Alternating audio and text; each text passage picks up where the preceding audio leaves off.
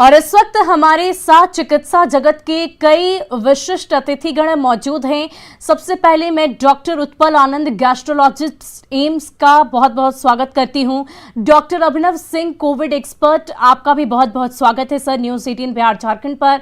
Doctor Ratnesh Chaudhary, assistant professor IGIMS, तमाम चिकित्सकों का, तमाम डॉक्टर्स का बहुत बहुत स्वागत कि आपने अपनी व्यस्ततम दिनचर्या में से थोड़ा सा वक्त निकालकर हमारी मदद करने की बात कही है। तो सबसे पहला सवाल मेरा होगा, तो सवाल हम डॉक्टर्स से करेंगे, लेकिन इससे पहले मैं बच्चों में ओमिक्रॉन के लक्षण की जानकारी आप सबको दे दूं। अगर आपके बच्चे ओमिक्रॉन से संक्रमित हैं तो उनमें कई तरह के लक्षण दिखेंगे। दक्षिण अफ्रीका के डिस्कवरी हेल्थ के इस स्टडीज के अनुसार बच्चों में अगर ओमिक्रॉन का संक्रमण होता है तो लगातार उनमें छींकने, खांसने, गले में खराश, इस तरह के संक्रमण, इस तरह की छोटे बच्चों को ओमिक्रॉन का सबसे ज्यादा खतरा है। ये बात भी सामने आई है इस स्टडी में। साथ ही साथ बच्चों में बड़ों से अलग ओमिक्रॉन के लक्षण हैं। और इस वक्त हमारे साथ चिकित्सा जगत के तमाम विशिष्ट अतिथिगण मौजूद हैं। उनसे बातचीत करते हैं, उनसे ही जानते हैं कि क्या कुछ, जो अगर हम फ्लू की बात करें और साथ ही साथ ओमिक्रॉन या फिर कोरोना वायरस की बात करें, आमतौर पर अगर हम आनंद जी बात करें, उत्पल आनंद, आपसे मेरा पहला सवाल होगा कि जिस तरीके से कोरोना संक्रमण में और साथ ही साथ फ्लू में भी कई दफे ऐसा देखा जाता है कि पेट से संबंधित जो परेशानियां हैं वो भी देखने को मिलती है। ऐसे में किस प्रकार, अगर पेट में किसी तरह की परेशानी होती है, दस्त होता है, उस दौरान किस तरह की खान पान रखनी चाहिए और उसका क्या इलाज हो सकता है?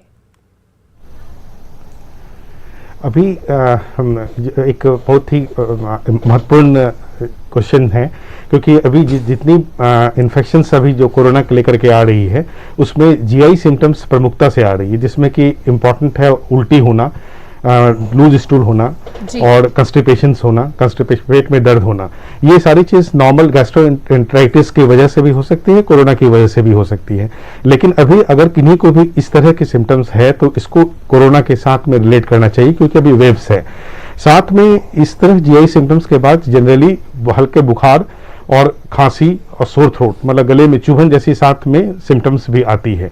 और साथ में अगर डायरिया, पेन एब्डोमेन या कंस्टिपेशंस या उल्टी है तो जस्ट सिम्टोमेटिक इलाज की ही इस बार जरूरत है, क्योंकि इस बार वाली वेरिएंट लोअर रेस्पिरेटरी ट्रैक्ट को कम से कम इन्वॉल्व कर रहा है।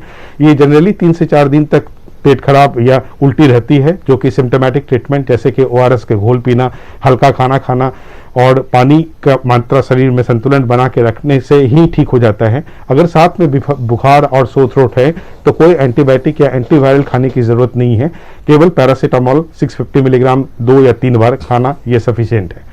सबसे अच्छी बात यह है कि इस वेरिएंट लोअर रेस्पिरेटरी ट्रैक्ट को बहुत ही कम इन्वॉल्व कर रहा है, जिसको हम ओमिक्रॉन वेरिएंट कहते हैं। इस बार भी GI सिम्टम्स 30 से 40% लोगों को देखने को मिलता है, जो कि सेल्फ लिमिटिंग होती है, बहुत तेज आगे नहीं हो रही है सेकेंड वेरिएंट की तरह, डेल्टा वेरिएंट की तरह, जिसमें कभी कभी लोगों को GI सिम्टम्स काफ़ी सीवियर हो जाती थी, ब्लीडिंग होता था, लैट्रिन के रास्ते से खून आना। ये इस बार वो देखा नहीं गया है, और जो भी GI सिम्टम्स है वो सेल्फ कंट्रोल्ड होता है।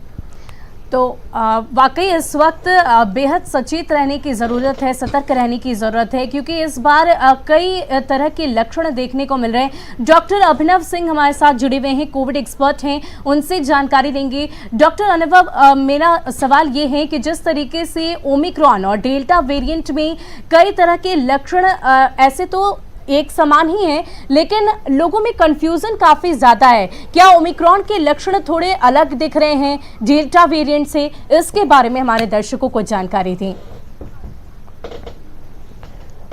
अभी से 10 दिन पहले तक सारी दुनिया में डेल्टा वेरिएंट ज़्यादा प्रेवलेंट था कंपेयर टू ओमिक्रॉन। धीरे धीरे डेल्टा वेरिएंट का नंबर अब घट रहा है, ओमिक्रॉन का नंबर बढ़ रहा है।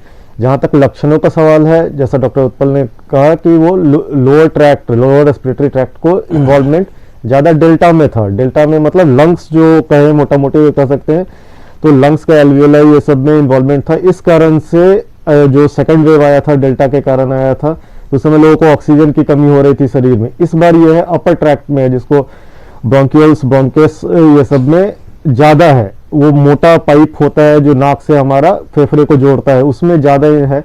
उसके कारण लक्षण जो आ रहे हैं, पहला इन्फेक्शन का लक्षण, इन्फेक्शन का पहला लक्षण और मोस्ट कॉमन लक्षण होता है फीवर।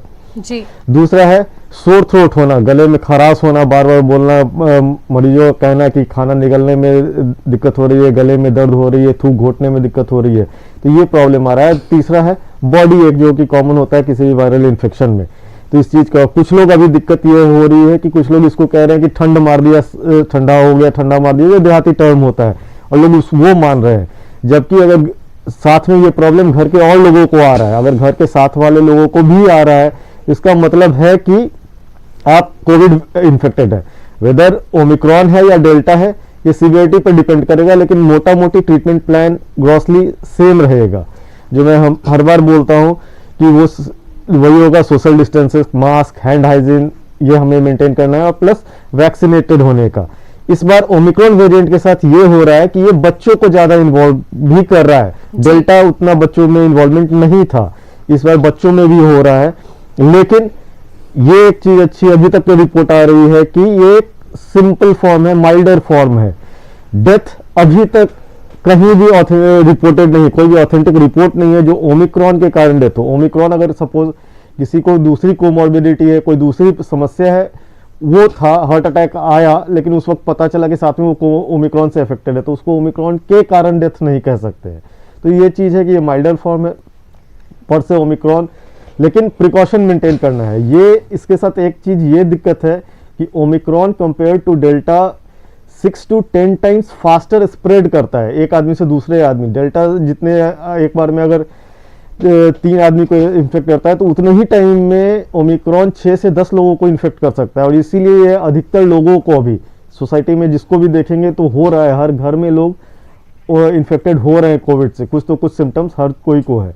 ऑफिस में, डॉक्टर घर में, अभिनव, मैं आपसे ये जानना चाहती हूँ कि जिस प्रकार ओमिक्रॉन की बात आपने की कि काफ़ी ज़्यादा संक्रामक है, काफ़ी तेज़ी से फैलता है, लेकिन इसके जो लक्षण है वो आपने बताया कि गले तक ही रहते हैं, नीचे जो बॉडी ऑर्गन्स हैं उनको प्रभावित नहीं करता है। लेकिन क्या ये समझा जाए कि अगर इस मौसम में आपको सर्दी बुखार है तो आपको कोरोना ही हुआ है? क्योंकि कई सारे ऐसे केसेस भी सामने आए जिसमें सिम्टम्स सारे कोरोना के होते हैं, लेकिन जब टेस्टिंग कराई जाती है तो वो रिपोर्ट नेगेटिव आती है।